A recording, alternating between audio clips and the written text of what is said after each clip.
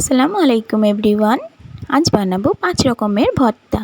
First হচ্ছে কুমড়ো ভর্তা। কুমড়ো ভর্তা বানানোর জন্য কুমড়োগুলোকে এইভাবে কেটে নিয়ে খুব ভালোভাবে ধুয়ে লবণ, পানি আর তেল দিয়ে আমি সিদ্ধ করে নেব। এমনভাবে সিদ্ধ করব যাতে পানিটা ফেলতে না হয়। তো মনে হলো পানিটা একটু কম ছিল, আর একটু দিয়ে দিলাম। কুমড়োগুলো খুব ভালোভাবে সিদ্ধ হয়ে গেছে, আর একটুও পানি নেই। তো এগুলো আমি উঠিয়ে নেব। যেহেতু তেল দিয়ে সিদ্ধ করেছি তাই আর তেল দেব না। লবণ, পেঁয়াজ, লঙ্কা দিয়ে খুব ভালোভাবে মেখে নিলেই রেডি কুমড়ো ভর্তা। নেক্সট হচ্ছে ছোলার ডাল ভর্তা। এই রেসিপিটা আমার মায়ের থেকে শেখা। ছোলার ডালটাকে আমি 2 ঘন্টার জন্য নর্মাল পানিতে ভিজিয়ে রাখবো। তার মধ্যে ধনেপাতা, রসুন, কাঁচা লঙ্কা, নুন দিয়ে খুব ভালোভাবে পেস্ট করে নেব। 2 ঘন্টা পর আমি ছোলার ডালগুলোকে খুব ভালোভাবে ধুয়ে নিয়ে হাফ ডাল কাঁচা রাখবো, হাফ ডাল আমি ভাপিয়ে নেব। শুধু নুন আর পানি দিয়ে ভাপিয়ে নিয়েছি।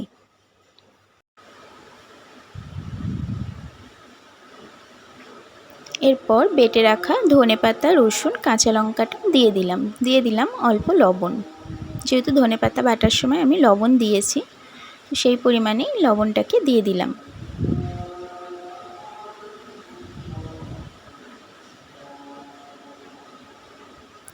এরপর পেঁয়াজ কুচি আর সর্ষের তেল দিয়ে খুব ভালোভাবে মেখে নিলেই রেডি ছোলার ডালের ভর্তা। নেক্সট ডিম ভর্তা। ডিম ভর্তা বানানোর জন্য ডিমটাকে সিদ্ধ করে নিয়ে লঙ্কা কুচি, পেঁয়াজ কুচি, লবণ আর সর্ষের তেল দিয়ে খুব ভালোভাবে মেখে নিলেই রেডি ডিম ভর্তা।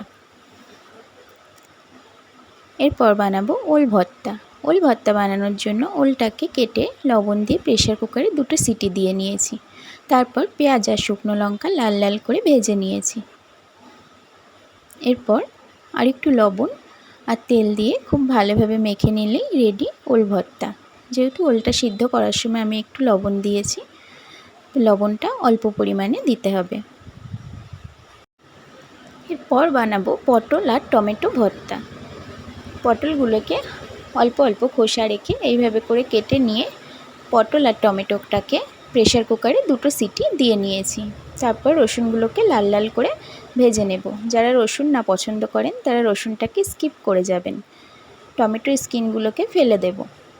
তারপর পেঁয়াজ কুচি, লঙ্কা কুচি, লবণ, সরিষার তেল দিয়ে সবগুলোকে খুব ভালোভাবে মেখে নিলেই রেডি টমেটো পটলের ভর্তা। আল্লাহ হাফেজ।